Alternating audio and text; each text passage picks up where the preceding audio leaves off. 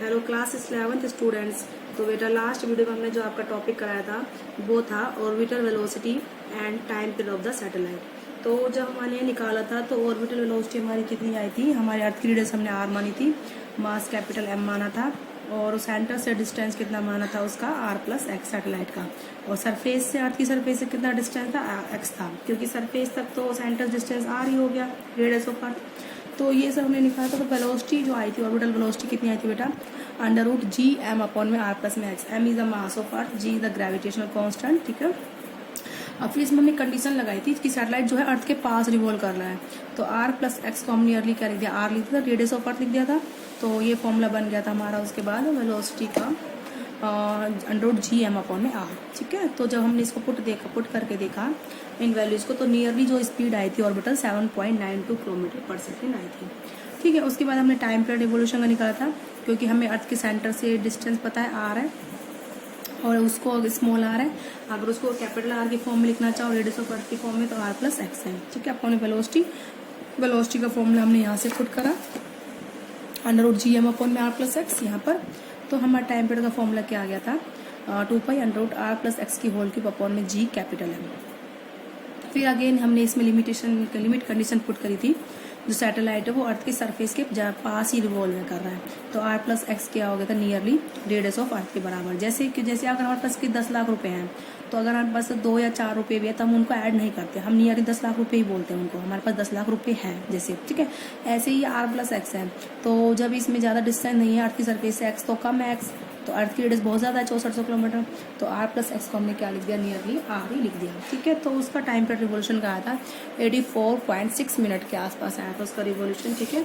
अब इसी में हम निकालते हैं height of satellite above the surface of earth. Height of satellite मतलब ये जो एक्स है, कितनी हाइट पर कोई सैटेलाइट रिवॉल्व कर रहा है ना, उसकी हाइट हम निकाल सकते हैं अगर हमें टाइम पीरियड पता हो उस सैटेलाइट का, तो ठीक है। तो आगे हम इसी को प्रोसीड करते हैं। 2 पॉइंट हमारे हो गए, हमने टाइम पीरियड निकाल लिया सैटेलाइट का, ठीक है। टाइम पीरियड निकालने के बाद हम क्या करेंगे, उस सैटेलाइट की क्या करेंगे बेटा, हाइट निकालेंगे, ठीक है। तो इसमें सी पॉइंट हो जाएगा ये आपका हाइट ऑफ सैटेलाइट।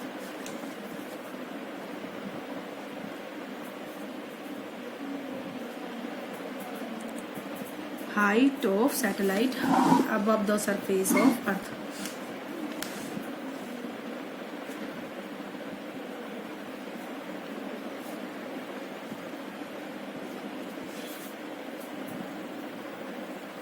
ठीक है, ये हमारा टॉपिक है। इसी में ही मतलब आगे प्रोसीड करना है। देखो हमारा जो टाइम का फॉर्मूला था, टाइम पीरियड का क्या था बेटा, 2 pi under root R plus X की क्यूब अपॉन में जी एम। इन दोनों को हम स्क्वायर कर देंगे दोनों तरफ, ठीक है। तो फॉर्मूला क्या बन जाएगा, टाइम का स्क्वायर करेंगे तो स्क्वायर हो गया, अंडर रूट का स्क्वायर करेंगे तो अंडर रूट हट जाएगा, तो 2 प्लस आर प्लस एक्स की क्यूब अपॉन में जी कैपिटल एम, ठीक है। देखो ये रहा formula, t is equal to 2 pi under root R plus X की क्यूब अपॉन जी एम। हमने दोनों तरफ स्क्वायर लिया, स्क्वायर आया, यहाँ पर स्क्वायर लिया, अंडर रूट से स्क्वायर कट गया, और 2 पाई का स्क्वायर करोगे तो क्या जाएगा बेटा, 4 पाई स्क्वायर, ठीक है। तो ये हो जाएगा 2 पाई का स्क्वायर, ठीक है।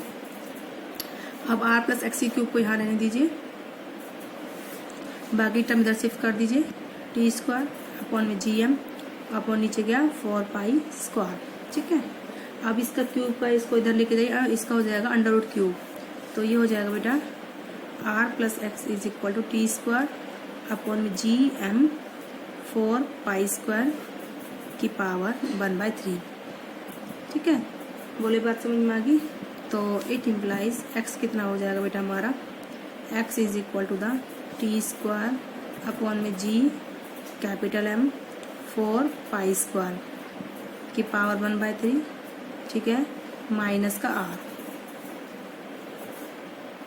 ठीक है। तो ये हो गया हमारा height of the satellite above the surface of earth. लेकिन हमें इसे पता होना चाहिए, क्या क्या पता होना चाहिए, बाय नोइंग, ठीक है, वैल्यू ऑफ उस सैटेलाइट का टाइम पीरियड हमें पता होना चाहिए, ठीक है। कैपिटल टी क्या है यहाँ पर कि सैटेलाइट का टाइम पीरियड क्या है, ठीक है। और बाकी सब तो हमें पता है, ये gravitation constant, mass of earth, radius of earth, ये सब पता है। तो bye knowing the value of T V can find height of satellite above the surface of earth.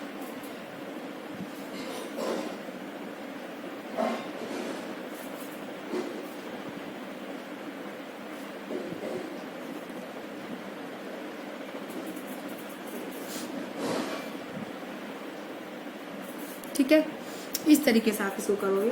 अब आती है energy of an orbiting satellite. जो सैटेलाइट रिवॉल्व कर रहा है उसकी एनर्जी कितनी है? तो ये कौन सा पॉइंट चल रहा है बेटा? D point. Energy of an orbiting satellite.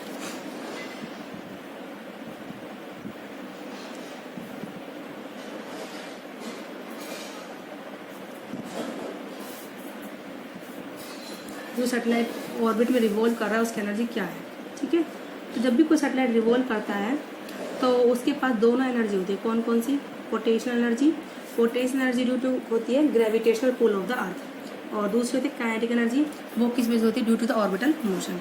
जैसे ही हमारी अर्थ है, ठीक है, अर्थ है ये, यहाँ पर ही सैटेलाइट रिवॉल्व कर रहा है, तो अर्थ का ग्रेविटेशनल फोर्स उसे अपनी ओर खींच रहा है, तो ये ग्रेविटेशनल पुल की वजह से कौन सी एनर्जी होगी? पोटेंशियल एनर्जी होगी। और जो सैटेलाइट रिवॉल्व कर रहा है उसकी वजह से कौन सी एनर्जी होगी? काइनेटिक एनर्जी होगी। ठीक है, तो when A satellite revolve, satellite revolves around a planet,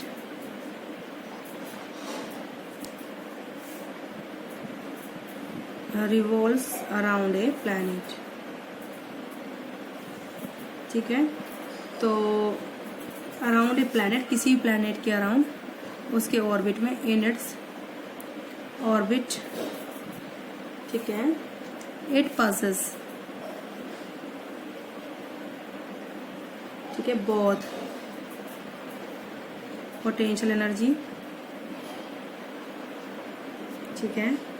potential energy क्यों होती है? Due to the position against gravitational pull of earth.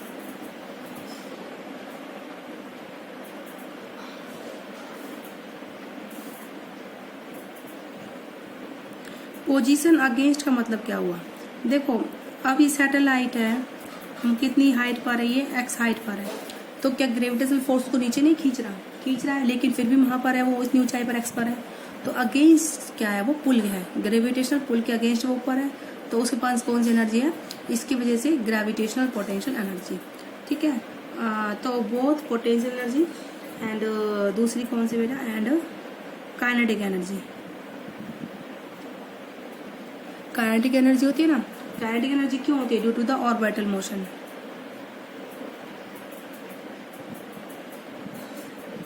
Due to orbital motion. ठीक है, तो पोटेंशियल एनर्जी कैसे निकालेंगे? Potential energy of satellite at a height X, at height x from the surface of earth।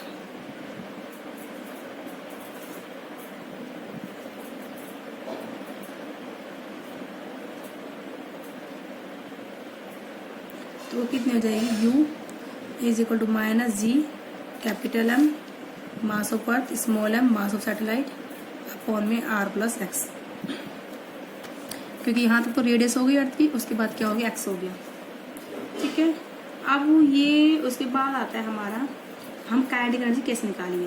Kinetic energy के लिए हम क्या करेंगे?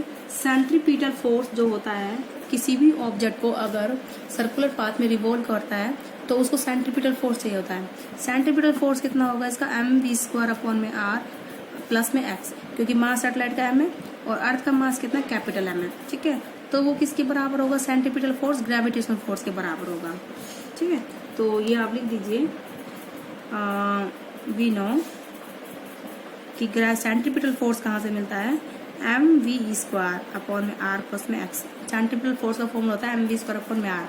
m is the mass of satellite, ठीक है, r plus x the distance from the centre of the planet is equal to the centripetal force कहाँ से मिलेगा? ग्रेविटेशन से। g capital M mass of earth, small m mass of satellite, distance कितना है? r plus x का square centre से। तो ये ग्रेविटेशनल फोर्स होता है, ये कैंसिल, ये स्मॉल m से स्मॉल m कैंसिल, तो v² is equal to g capital M upon में r प्लस में x। ठीक है, तो v² कितना बच गया? v² is equal to g capital M upon में r प्लस में x।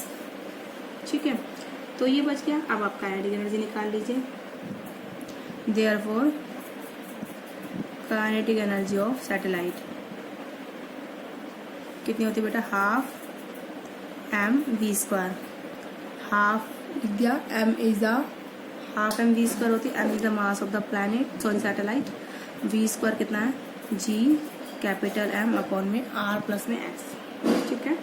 तो काइनेटिक एनर्जी कितनी आ गई बेटा, काइनेटिक एनर्जी आ गई 1/2 G capital M small m upon में आर प्लस में एक्स। बोले बात समझ में आ गई। अब हम करते हैं टोटल एनर्जी ऑफ सैटेलाइट, ठीक है।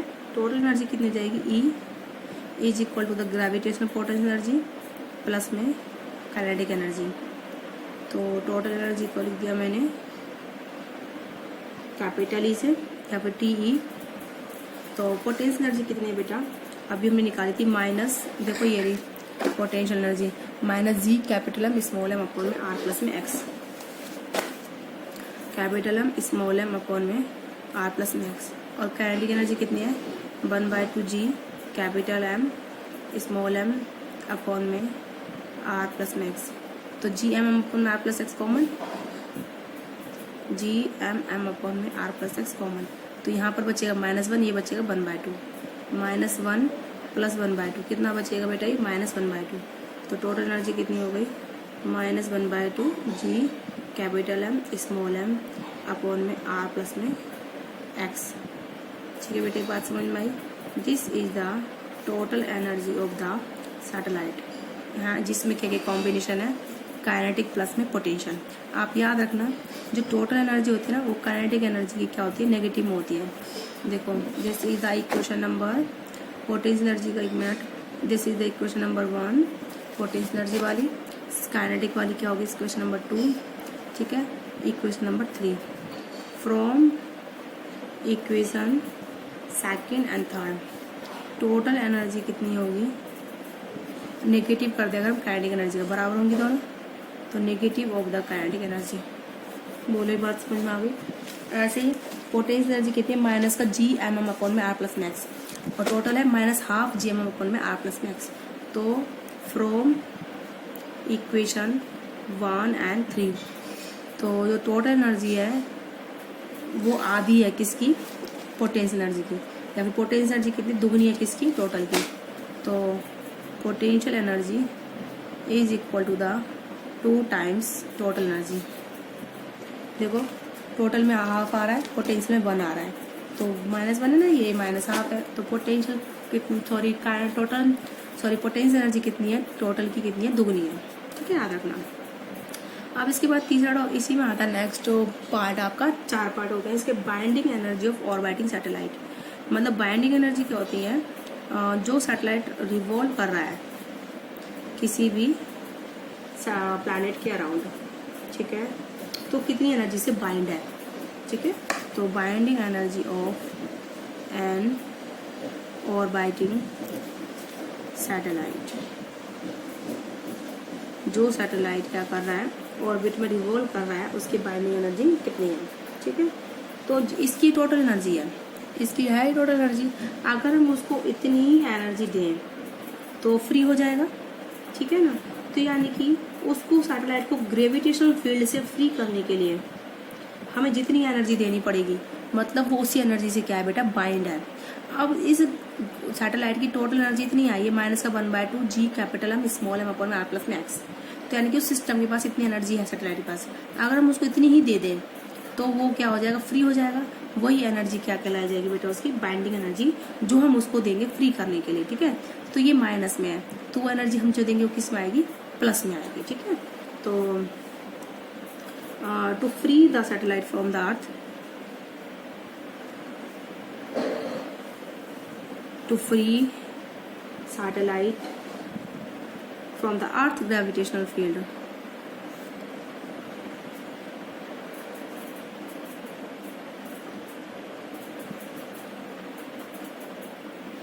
from the earth's gravitational field, energy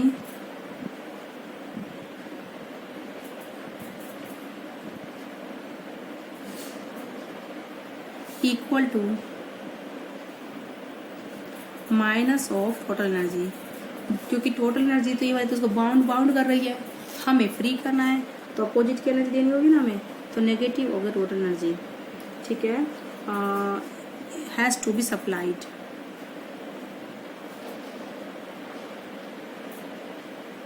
ठीक है, बात समझ में आ गई।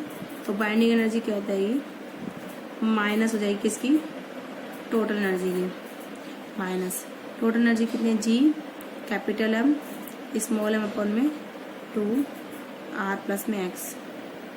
ठीक है, तो बाइंडिंग एनर्जी हो जाएगी बेटा माइनस माइनस प्लस जी कैपिटल एम अपॉन में एम 2 आर प्लस में x. This is the binding energy of the orbiting satellite. तो आज की वीडियो में बेटा हमने क्या क्या पढ़ाया आपको, सैटेलाइट की height, energy, kinetic and potential energy, उसका सम टोटल एनर्जी निकाली हमने। ठीक है, उसके बाद बाइंडिंग एनर्जी था ऑर्बिटिंग सैटेलाइट। तो आज की वीडियो में बेटा इतना ही, और आपका टॉपिक खत्म होता है। अब उसके बाद हम आपको पढ़ाएंगे जियो स्टेशनरी एंड पोलर सैटेलाइट, वो आपके क्या है बेटा लास्ट टॉपिक है। ओके बेटा।